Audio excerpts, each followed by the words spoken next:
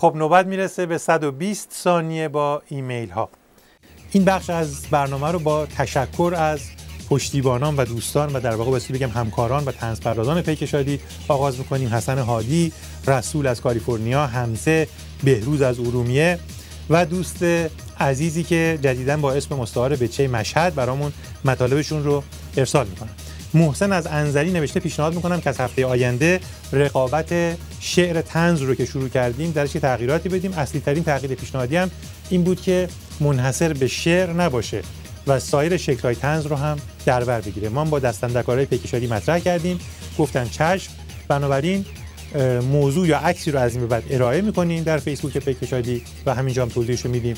هر کس به هر شکلی که احساس تسلط بیشتری میکنه، از شعر تا نثر تا کاریکاتور یا هر شکل دیگه‌ای از طنز، بهش بپردازه. همینجا موضوع هفته آینده رو اجازه بدین که یادآوری بکنم.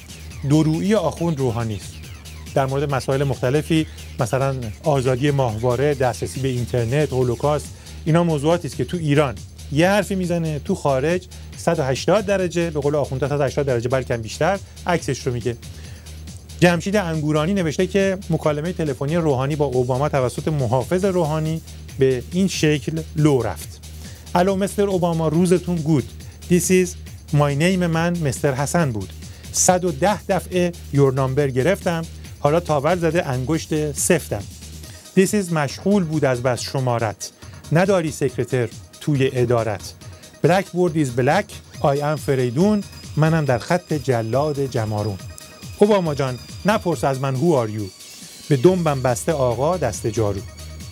علیرضا نوشته که ببینید این تماس تلفنی بین اوباما و رئیس جمهور ارتجاع چه فضاحتیه که فعلا یه هفته از دو طرف دارن از زیر مسئولیتش در میرن. این میگه اون زنگ زد، اون هم میگه این زنگ زد.